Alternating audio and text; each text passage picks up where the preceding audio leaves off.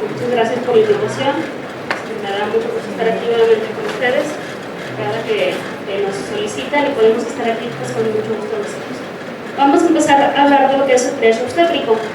El triage, pues, ¿qué significa? Su nombre lo dice, es hacer un tamizaje de cuántos pacientes vamos a tener en un área. Pero, ¿cuáles son las urgencias? ¿Cuál es la emergencia? ¿Cuál es un código rojo? ¿Verdad? Sabemos que es diferente cada hospital. Por ejemplo, no es la misma cantidad de pacientes que vamos a ver en el IMSS. ¿Ustedes saben cuántos pacientes vemos en un turno de mañana en el área del topo admisión? ¿Cuántas imágenes vemos? 30. Más o menos, en promedio. Y si es el lunes más, ¿verdad? Ok. Aquí, ¿cuántos pacientes vamos a ver obstétricas en un turno? 2. El día que estamos así como que saturados vemos 3 o vemos 4. Entonces tenemos que diferenciar qué pacientes vienen a solo una revisión porque su médico familiar ya se cansó de estarla viendo y le dice ya váyase por topo. ¿Sí? ¿Qué paciente es prioritaria? Muchas veces citamos pacientes extra al área de topo porque son pacientes que tienen antecedente de preeclampsia, que tienen antecedente de diabetes, que tienen lupus, que tienen alguna patología, hipotiroidismo, alguna obesidad. Entonces esos pacientes los tenemos que estar viendo en una forma prioritaria. ¿Quién es urgencia? ¿Y quién es una emergencia y es un código rojo? ¿Verdad? Podemos tener 50 pacientes, pero bueno, tenemos que tamizarlos. ¿Qué les parece esta sala de espera? Bien nice, ¿verdad? Así como aquí nosotros tenemos 4 o 5 pacientes. Esta embarazadita pues apenas dice que tiene 5 días de retraso, está sana, es una pareja joven. Ella pues viene a su chequeo, los de acá atrás están platicando, pero realmente no es un área de urgencias como tal, no está saturado. Podemos ver perfectamente que los pacientes están tranquilos. ¿Y qué les parece esta sala?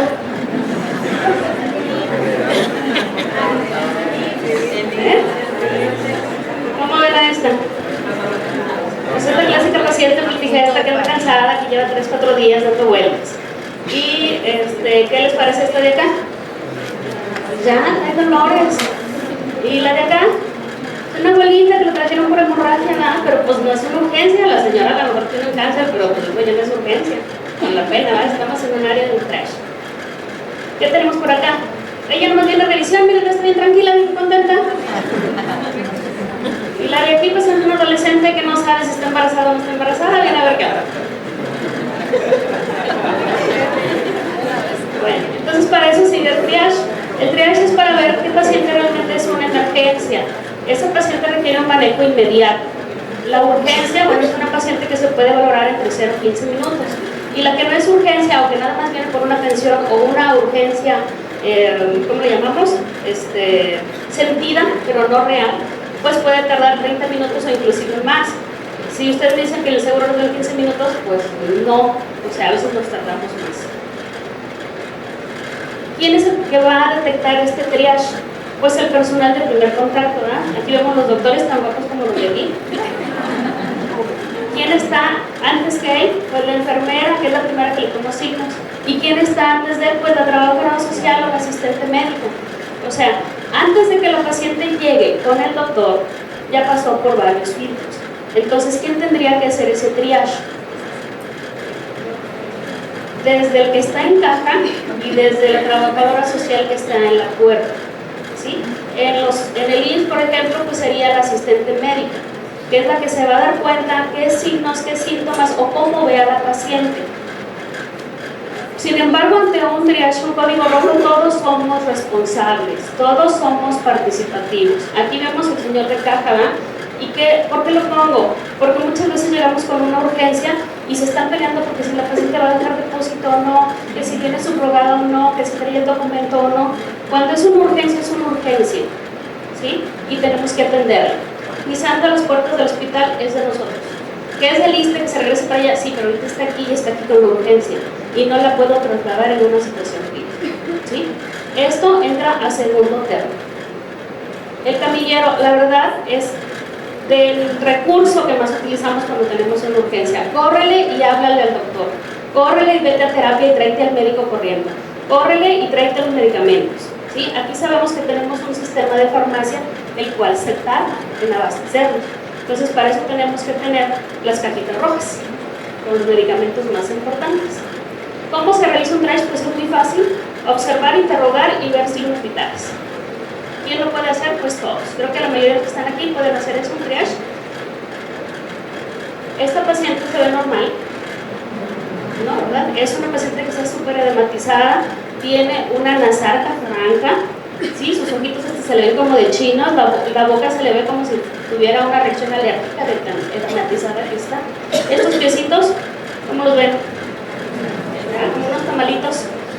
Este otro pie, ¿cómo lo ven? Mucho edema. La paciente dice que tiene zumbido de oídos, la vez que se está agarrando la cabeza. Entonces, ¿qué quiere decir? Que esa paciente tiene síntomas vasomotores. Esta paciente pues trae contracciones. Los fosfenos, ¿sí? ¿Qué es? Bueno, cuando los pacientes ven lucecitas, ¿sí? O manchas blancas y negras, bueno, estos son síntomas de vasoespasmo. Esta es una urgencia. ¿Y los signos vitales quién los puede tomar? Todos. Bueno, ¿qué vamos a basarnos en la observación? En la observación vamos a basar en estos parámetros: el estado de conciencia. Si está somnoliente, estuporoso e inconsciente, es un código rojo. Si tiene una hemorragia transvaginal, es visible y es abundante, ¿sí? Ya se manchó su pantalón, su ropa, viene sangrando, viene escurriendo, es un código rojo. Crisis convulsivas, te dice que acaba de convulsionar o la ves convulsionando, es un código rojo. La respiración es alterada en profundidad y en frecuencia, ¿sí? La ves, está casi boqueando. ¿Sí? Está boqueando, ese paciente está mal. El coloración de la piel, paciente cianótico. Interrogatorio, es muy fácil interrogarlo, son cosas muy sencillas. ¿Tiene sangrado, sí o no? ¿Sí? El sangrado es abundante, pues entonces es un código. Si es un manchado escaso, pues entonces no es un código, a lo mejor está expulsando el tapón de moco, nada más. Crisis convulsiva tuvo o las presentó en las horas anteriores, hay que revisarla. Acúgenos fosfenos, dice que lo estuvo, que le duele la cabeza, que trae un zumbido de oídos, que está viendo lucecitas, pues es una urgencia. Epigastralgia, esto es muy común en la preeclampsia, es un signo de que ya no va a empezar a convulsionar esa paciente. Síndrome febril, bueno, pues tenemos pacientes también que son, que tienen sepsis corporal y que pueden regresar en el puerperio. La salida de líquido, bueno, la ruptura no es una urgencia. Sin embargo, si la paciente te dice que tiene líquido meconial que está verde, pues entonces sí tenemos que darle prioridad. ¿Sí? Muchos pacientes llegan con ruptura neural y realmente pues entran como un código amarillo. Hay que darle prioridad, pero no es una urgencia. ¿Sí? La motilidad fetal, si te dicen que el bebé se está moviendo bien, no hay problema, es un código verde.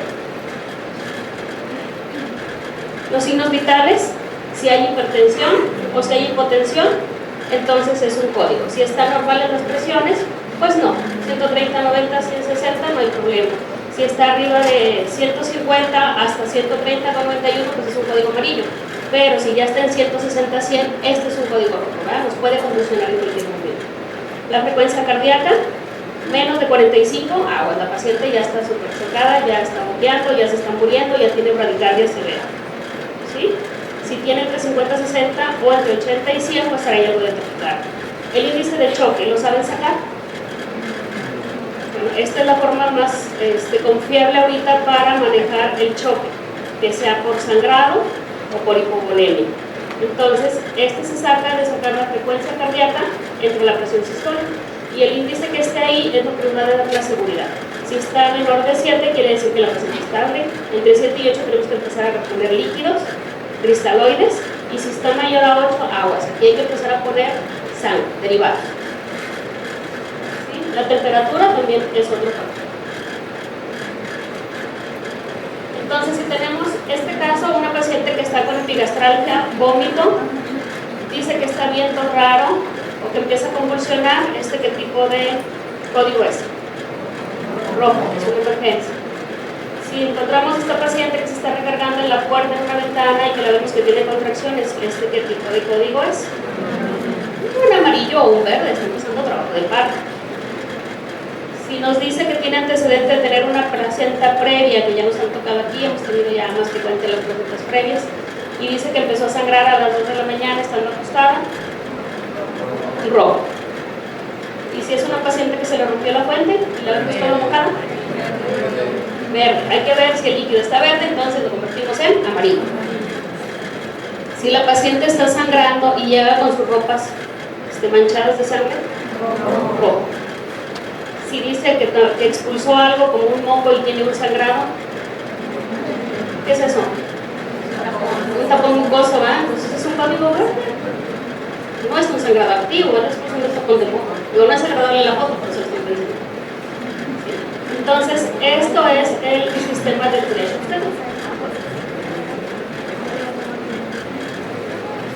¿Alguna duda, pregunta? ¿No? ¿Quién puede hacer este triage? Todos. ¿Quién debería de hacerlo o de iniciarlo? La asistente médica, la trabajadora social, el de cajas, el camillero. O sea, no tienen que esperarse hasta que la vea el médico. ¿Sí? ¿Sí? ¿Qué quedamos? ¿Detrás del médico cuántas personas hay antes? O hasta 5. Porque primero está el de caja y está la intendencia y está el que está trapeando. Okay, bueno. ¿Qué sucede cuando encontramos un código rojo? Ya lo detectamos. ¿Qué vamos a hacer? Como asistente médica, como trabajadora social, como el de cajas, como el de servicios generales, el de limpieza o el camillero, cualquiera que detecte estos signos, ¿qué tiene que decir? Es un probable código rojo. ¿Sí? ¿Y eso qué significa? Una atención inmediata. Ya no vas a esperar a que haga el depósito, ya no vas a esperar a que venga el otro familiar, la vas a pasar inmediatamente. ¿Y quién va a confirmar o descartar el código? El médico. ¿Qué médico? El gine, el anestesiólogo, el internista, el de urgencias. ¿Sí? Entonces, ahí se tiene que activar lo que es el código rojo. ¿Quién lo tiene que activar? Si el médico de urgencias está seguro que está presentando una hemorragia profusa a la paciente, si está seguro que los signos están con 160 a 110, si está seguro que está sangrando, que está chocado, que convulsionó, inmediatamente el médico de urgencias puede activar el código rojo.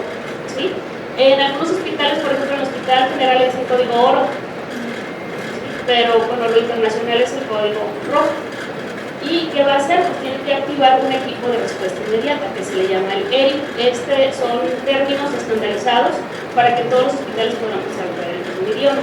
¿Qué es el ERI? Pues es un equipo de respuesta inmediata. Se supone que cada hospital debería de tener sus médicos capacitados, su personal de enfermería capacitado y su anestesiólogo capacitado en manejo de vía aérea difícil. ¿Por qué? Porque si una paciente está convulsionando, no se va a dejar. Ya, estamos de acuerdo. ¿Sí? Entonces, este es un equipo en donde está anestesiólogo por un lado, internista, gine, la enfermera que está preparando medicamentos en el carro rojo. Esto es lo que debería de hacer un equipo de respuesta inmediata. Aquí realmente tenemos el personal, realmente todas las enfermeras están capacitadas. Aquí en el seguro tenemos mucha gente que, aunque nosotros no estemos dando indicaciones todavía, ellos ya te están revisando. A veces estás en una cesárea y dices, doctora, llegó esto y esto y esto, ¿qué le ponemos? ¿Qué empezamos a actuar? ¿Sí? Entonces, tenemos mucho personal y realmente las enfermeras son nuestros ángeles, son nuestras manos atrás de nosotros, son nuestros ojos, porque a veces estamos ocupados y a veces el interno está cometiendo un error o está poniendo mala indicación. Doctora, el interno es esto. Sí, son chismosas, sí, no importa, pero las amo. Oiga, doctora, el interno se equivocó y está en trabajo de parte y le puso un final de institucional, no, tíralo, ponle otro, ¿verdad? O sea, eso es en todos los lugares, somos humanos y todos nos podemos equivocar. El problema es detectar los errores a tiempo. Y por eso les digo que las enfermeras pues son los ángeles que están detrás de nosotros, atrás de nuestros ojos y atrás de nuestras manos. ¿Por quién está conformado ese equipo? Por ejemplo, ya les dije, el ginecólogo pues es el primero que le van a tener que gritar, el urgenciólogo. ¿A quién más? Pues a la jefa de enfermeras, porque tiene que empezar a movilizar gente, sobre todo aquí que a veces no está el personal. El anestesiólogo, porque tiene que empezar a ver qué tipo de abordaje le va a dar. Al neonatólogo, porque muchas veces estos pacientes son bebés prematuros. El intensivista, no hay que esperarse a que la vea el intensivista hasta que salgamos de la cirugía. Si nosotros ya sabemos que la paciente tiene 160-100, si si la paciente llegó convulsionando o si tuvo una hemorragia severa, ¿qué va a pasar? Esa paciente va a ser descompensada y requiere manejo por terapia intensiva. Entonces, no hay que esperarnos hasta que la paciente salga de quirófano. El internista la puede ir viendo antes y ir preparando todas las cosas para que la reciban en terapia a tiempo. Luego sucede que empieza uno la cirugía, terminas en el enlace de turno, que viene siendo 2, 3 de la tarde en el IMSS y aquí a las 5 o 7 de la mañana, y quieres pasar la paciente a terapia y no puedes. ¿Por qué? Porque el internista te dice que ya no, y que las enfermeras te dicen que ya no van a pasar nada. ¿Será correcto? O sea, las emergencias son turnos continuos, ¿sí? ¿Quién más tiene que estar enterado? Pues el cirujano, porque es el que nos va a ayudar si hay alguna otra complicación, laboratorio, banco de sangre y el personal de quirófano, ¿sí? ¿Quién más falta aquí? El camillero, pobrecitos, los que tenemos corriendo. Sí, eso es lo que quisiéramos entregar, puras normas y molestas.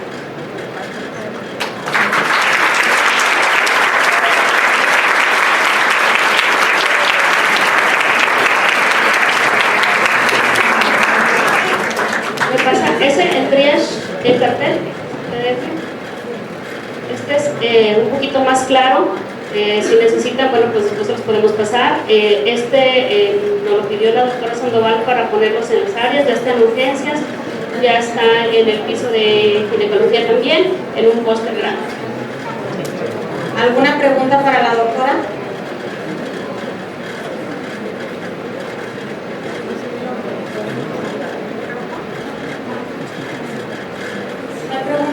Le damos las gracias, doctora Dulce, sabemos que es excelente ginecóloga, de hecho tenemos excelente equipo en el hospital. Ahorita hablo especialmente de la doctora, estamos altamente capacitados porque siempre está constantemente enseñando y retroalimentando. Y sí, esos cuadros que nos trajo hasta nosotros le tomamos fotos. Ahorita les voy a dar uno, los traje regalito. Muchísimas gracias. Y le damos un fuerte aplauso y le entregamos su resultado.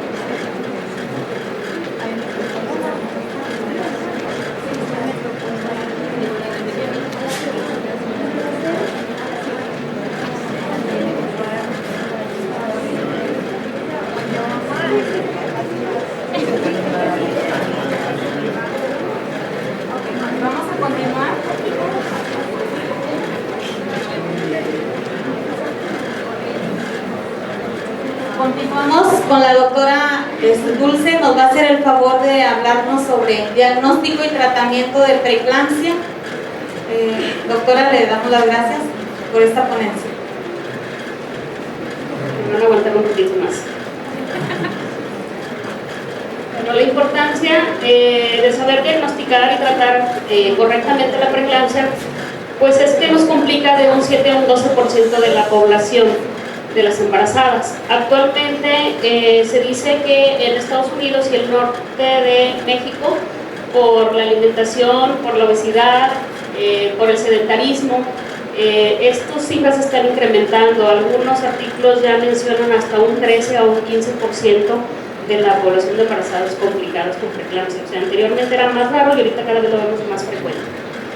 Continúa siendo la causa del 17 al 20% de muertes maternas. 60% de los fallecimientos se debe a una atención no adecuada, y la OMS nos reporta que cada 7 minutos se está presentando una muerte por preeclampsia. O sea que en el ratito que tenemos aquí ya se murieron como 5 personas. La risa, pero no es así. Oh, lo apagué.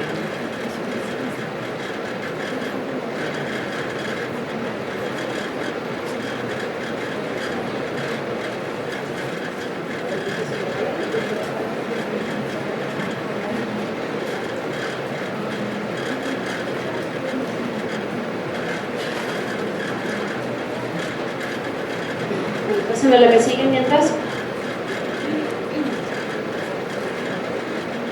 La siguiente.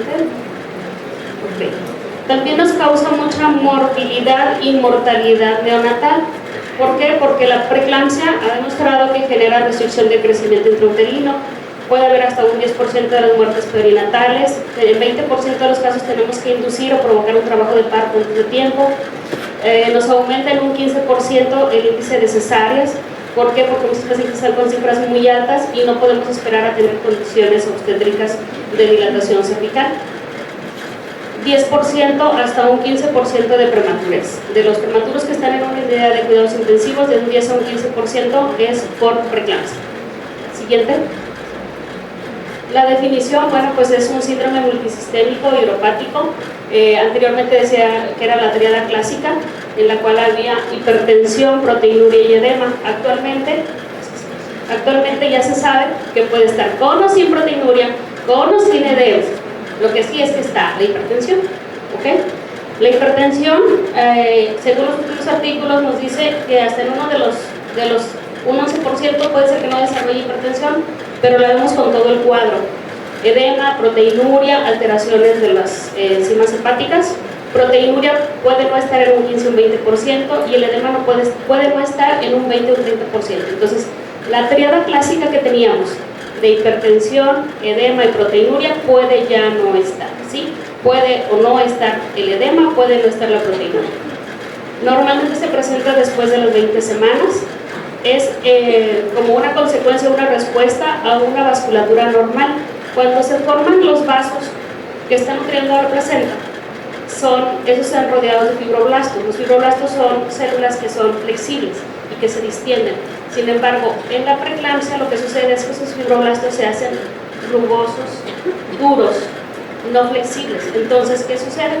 Ese vaso, en lugar de tener una distensibilidad, se hace rígido, se hace duro y entonces empieza a aumentar las presiones, ¿sí? Generando cambios a nivel del endotelio, que viene siendo un daño endotelial y alteraciones de factores de procoagulación.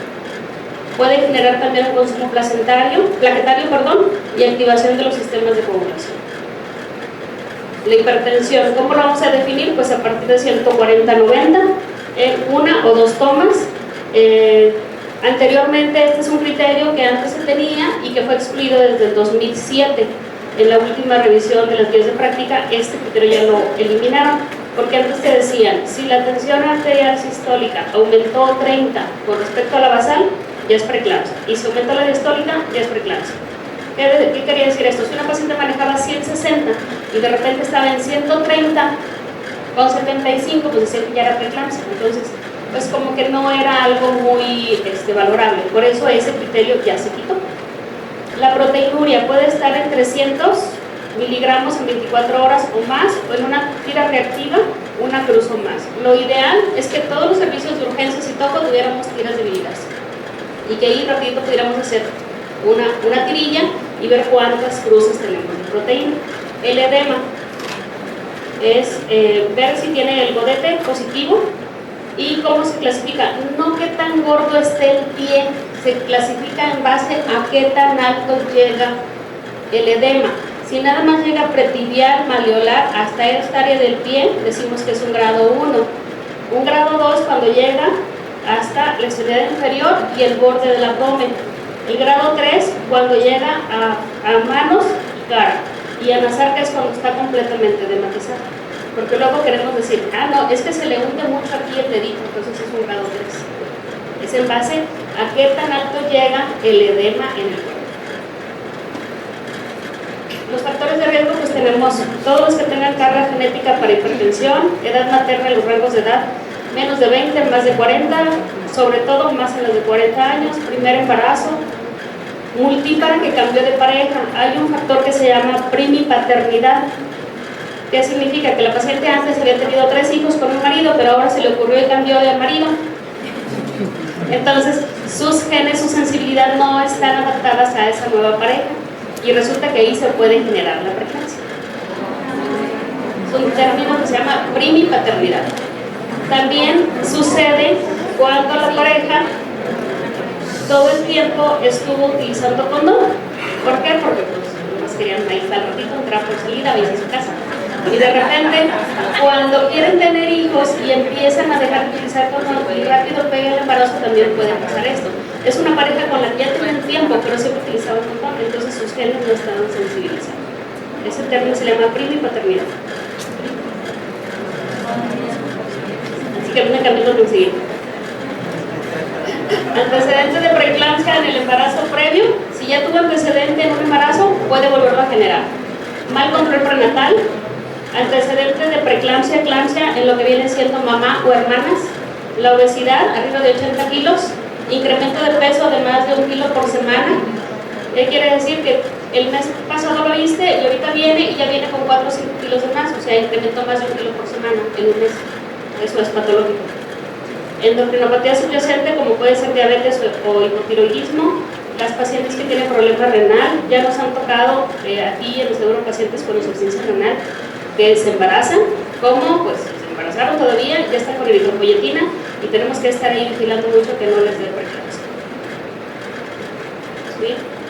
Asma, colagenopatías, enfermedades autoinmunes como el lupus, como la tiroiditis, cohabitación, lo que les decía, de menos de 2 años con su pareja, el uso continuo de métodos de barrera, lo que les decía, el uso siempre continuo del condón, historia familiar paterna, madre y pareja previa que hayan tenido preeclampsia, embarazo múltiple, embarazo involular, ictus fetal, y todas las que se someten a técnicas de reproducción asistida tienen el riesgo. La predicción. No existe un tamizaje que sea clínicamente útil. Hay muchos exámenes que han salido, tamizajes que te salen arriba de 5,000, 18,000 hasta 25,000 pesos, entre los cuales te hacen un tamizaje para ver si puedes desarrollar preeclampsia o si puede desarrollar el bebé, o si el bebé tiene riesgo de alguna cromosomopatía. Pero sin embargo, pues estos tamizajes pues no son efectivos, son muy costosos. Estos tamizajes únicamente se hacen en Estados Unidos, en algunas ocasiones se hacen en el centro del país, pero más que nada por cuestiones de investigación.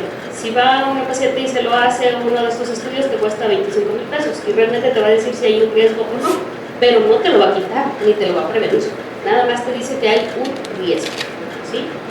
Están los factores de crecimiento placentario también, y lo único que ha demostrado hasta ahorita pues es hacer el tamizaje del Doppler de las arterias uterinas.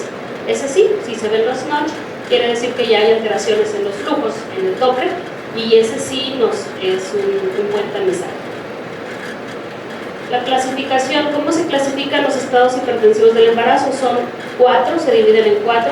La que es hipertensa crónica, que ya desde antes es hipertensa, o que la estamos diagnosticando antes de las 20 semanas. Es una paciente que antes no se sabía, pero como ahorita la estamos checando continuamente, pues ahorita estamos detectando que tiene hipertensión gestacional. Es la que sucede normalmente al final del embarazo, se eleva un poco la presión, normalmente estas no ameritan antihipertensivo y revierten en 2 o 3 días, máximo 10 días. La preeclampsia, eclampsia, pues esta sí es la que nos pone en riesgo, en peligro a la madre y el bebé, y puede tener el riesgo de convulsionar, y las que son hipertensas, y ahora se agrega una preeclampsia.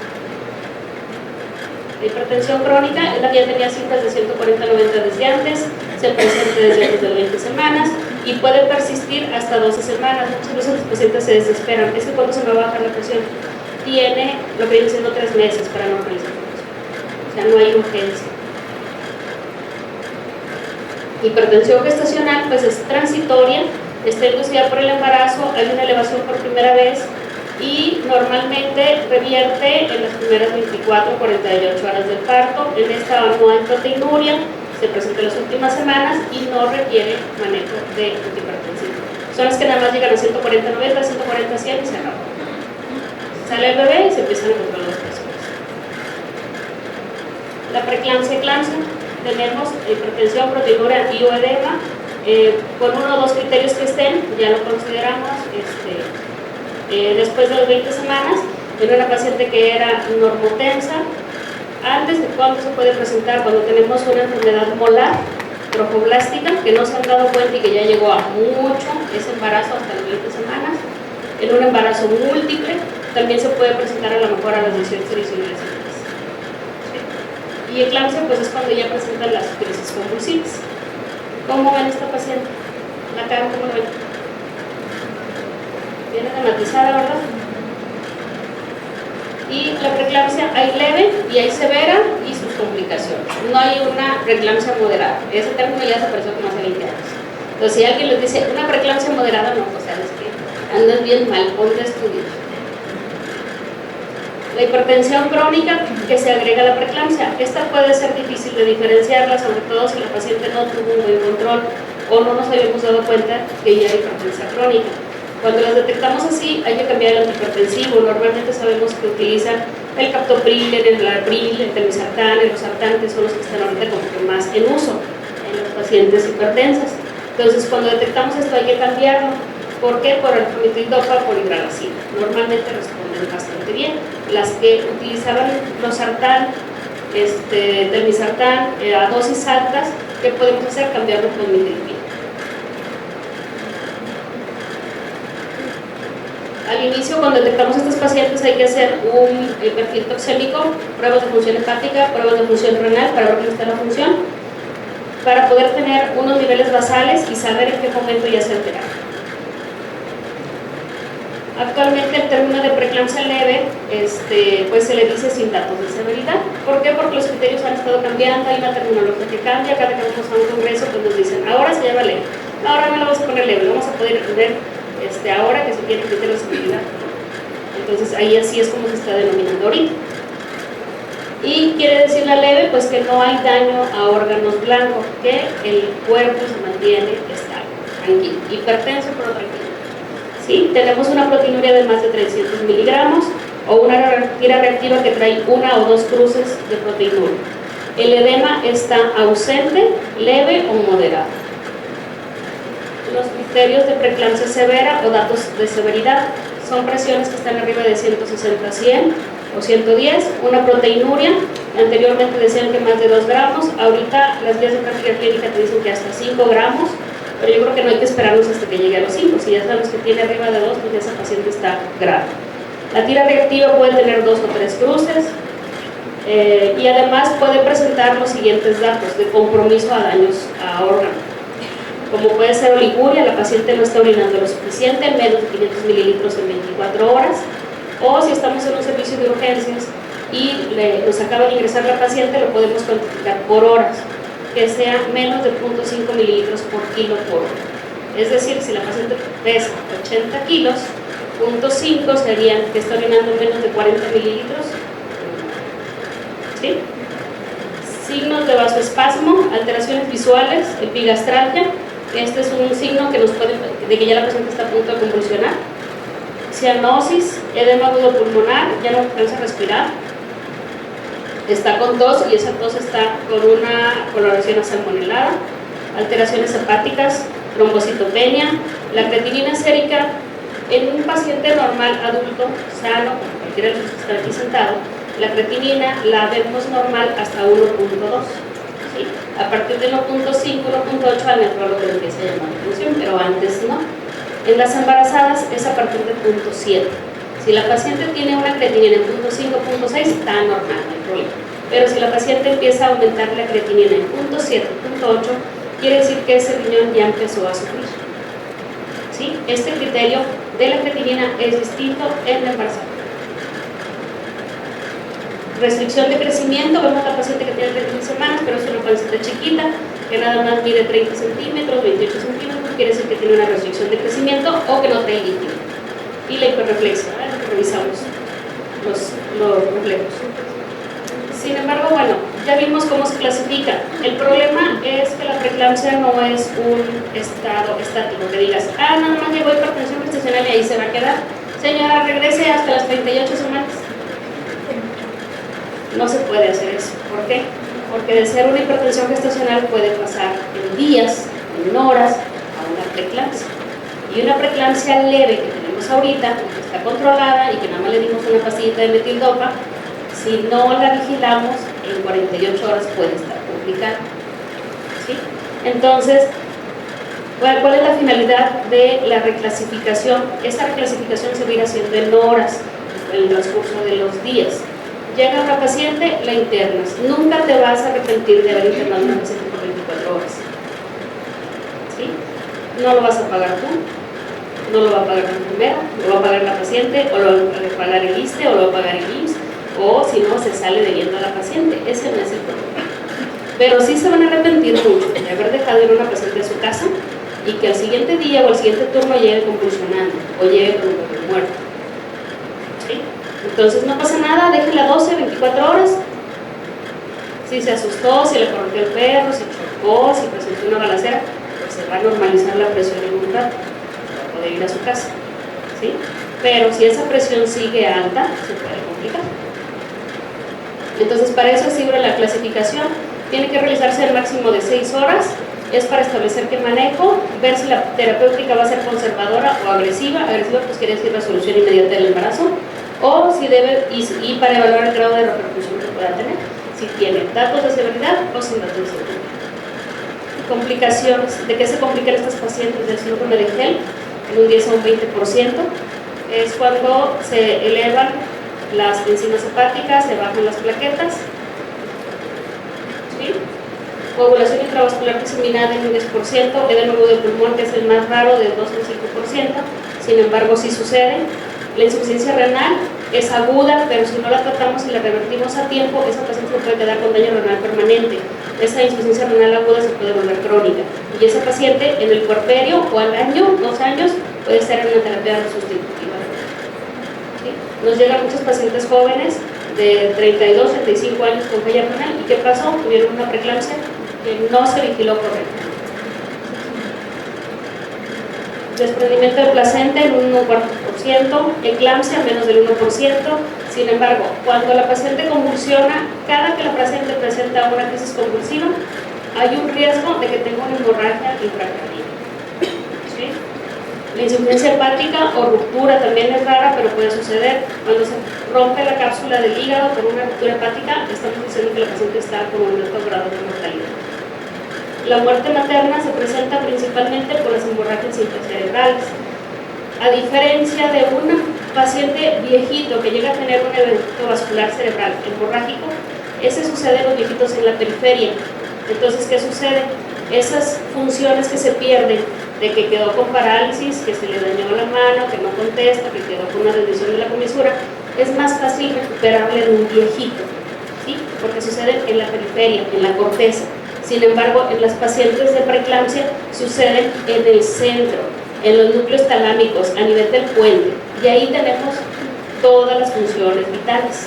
Entonces, si se infarta o si hay una hemorragia en el puente o en los ganglios basales, ¿qué va a pasar? Esa paciente ya no va a poder respirar. Esa paciente ya se le olvida respirar, esa paciente se le olvida ya tener un control de la temperatura.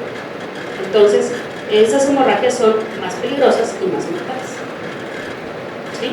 Entonces, el viejito es más fácil que se recupere que una paciente de preeclampsia. Que eso les quede muy claro, ante una hemorragia intracerebral.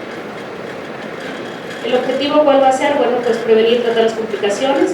El tratamiento definitivo siempre va a ser el desembarazo. Quitando la placenta, se acaba el tema.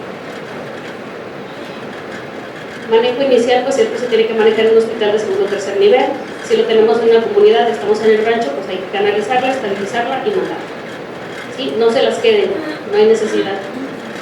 Perfil toxémico y una PCS. Si es menor de 32 semanas, pues hay que ver si necesitamos ponerle inductores de madurez menos de 34 semanas. Vigilancia de la TA, diuresis, cuantificar proteinuria, meter a la paciente en reposo y sobre todo hidratarla. La paciente está chocada porque los vasos están densos, están generando hipertensión, está habiendo fuga de líquidos a un tercer espacio porque tenemos albumina baja y la paciente está ahogada dentro de un campo de agua. Está chocada dentro de un campo de agua. Establecer un plan de tratamiento que es dinámico. Muy pocos casos muy especiales y con mucho compromiso de la paciente, de los familiares y del médico, podríamos manejar una preeclampsia en forma ambulatoria. Somos mexicanos, ya sabemos que no hacemos lo que nos dicen, te dicen que se hace el reposo, que esté tomando suficiente líquido. Ah, no, como ya le dijeron que a lo mejor la desembarazan antes, ahorita no voy a hacer el baby. Sí, es que le dijeron que tiene 34 semanas y que a lo mejor se lo sacan antes porque le está subiendo la presión. Ah, pues se va a matar en la coca roja. Eso es bien común. Entonces, si vamos a planear manejar una paciente ambulatoria con preeclampsia, es mucho riesgo para nosotros como médicos y necesita mucha responsabilidad de la paciente y de los familiares, que estén súper bien concientizados. ¿Por qué? Porque no regresan. Es que me sentí bien, mejor vengo mañana. Es que ya me sentí bien porque la enfermera, que es mi vecina, que trabaja ahí con el centro de salud, que es estudiante, me checó la presión y me dijo que ya estaba bien, que ya no me tomara la pastilla.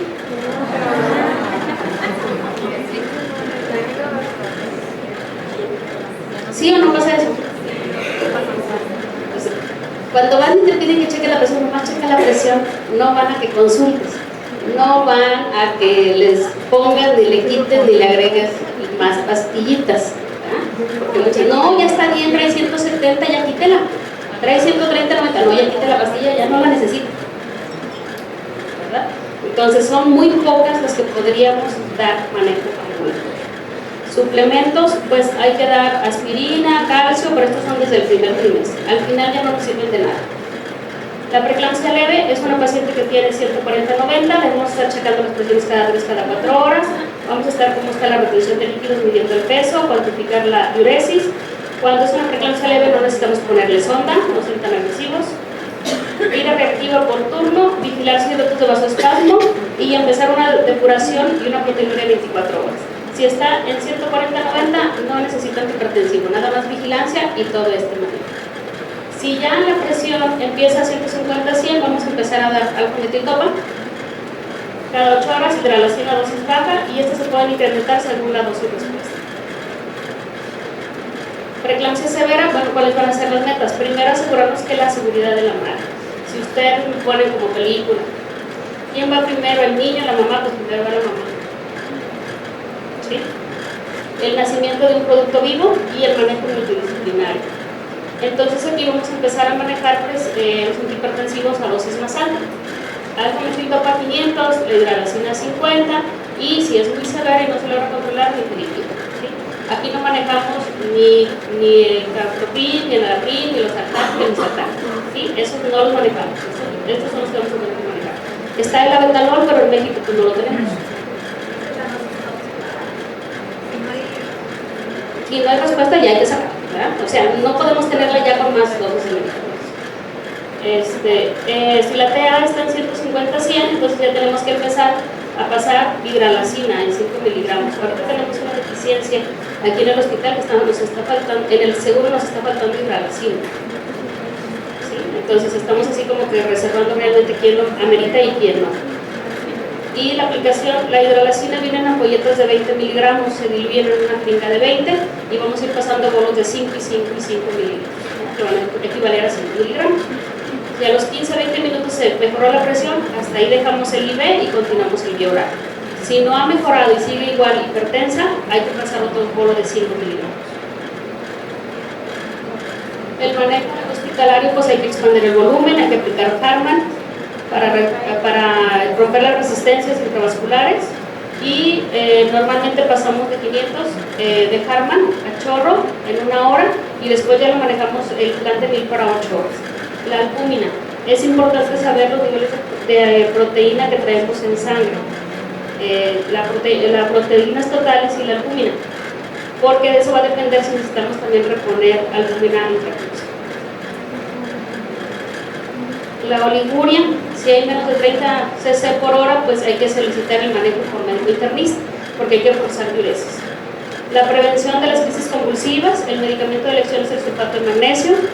Anteriormente se manejaba un esquema de 6 gramos, pero algunas pacientes se quedaban cortas, otras se quedaban muy sobrepasadas de sulfato. Entonces, el estándar es aplicar 4 gramos en una solución glucosada y se pasa en 30 minutos, y después viene la dosis de mantenimiento. Preparamos 900 cc con 10 ampolletas de sulfato y lo pasamos a 100 mililitros por hora, y eso lo vamos a mantener por 24 a 48 horas, ¿sí? Hasta que las pacientes estén estables, haya pasado la cirugía, haya pasado el desembarazo, entonces lo vamos a aplicar. El rango terapéutico del sulfato es de 4 a 6 mil equivalentes. Es muy difícil que se pueda intoxicar a una paciente con 4 gramos. Entonces, por eso está estandarizado ya el esquema SUSPAR modificado, que es con 4 gramos. ¿Sí? El sulfato de magnesio no se debe utilizar en pacientes que tienen insuficiencia renal o que ya estén en oliguria severa, por eso primero tenemos que empezar a hidratarlas y colocar sonda. Las de preeclampsia severa todas requieren sonda para cuantificar las dosis. Si se nos pasa, ¿qué vamos a hacer? El antídoto, una ampolleta de glucocorticoides. La resolución del embarazo pues va a depender qué edad gestacional tiene, la respuesta materna al manejo de los antihipertensivos y cómo esté el perfil toxémico. Si la paciente está tranquila, estable y nos da tiempo, es prematuro, podemos poner inhibidores de madurez y esperar los 48 horas. ¿Sí? La vía de interrupción pues será regida exclusivamente por cuestiones obstétricas. Va a depender de si hay urgencia o no, si podemos provocar un trabajo de parto, de la edad gestacional. En los embarazos prematuros pues, se prefiere muchas veces la cesárea cuando es un prematuro extremo de 28 a 32 semanas para evitar la hemorragia intraventricular del trabajo de parto. Y no se realizará cesárea nada más con la finalidad de sacar un óvulo. Primero en este caso es esterilizar. Y aquí está una tabla en el cual vienen los criterios de preeclampsia leve o sin datos de severidad y los criterios para la preeclampsia severa o con datos de severidad. Aquí está según la última revisión de la COG, que fue del 2002, y aquí está la última revisión también. ¿Sí? Cómo fue cambiando los criterios. Antes decían que de 2 gramos para decir que fuera severa y ahorita le están poniendo que hasta 5 gramos o que puede o no puede existir, ¿no? Era lo que decíamos ahora. En cuanto a ¿qué más tenemos? Los niveles de presión, la oliguria, que esté orinando poco, los niveles de creatinina, que era lo que yo les explicaba, ¿verdad? Ya cuando tenemos 1.2, 1.1 ya son datos de severidad de la preeclampsia, ya nos está diciendo que tiene un compromiso renal. ¿Sí? Si no atendemos a esa paciente nos va a quedar con un daño renal crónico. ¿Sí?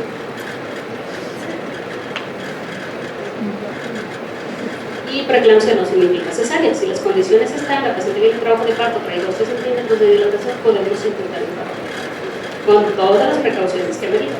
Vigilancia, la incomodidad de tener una sonda en el trabajo de parto, estar checando una proteinuria 24 horas, pero sí se puede dar un parto.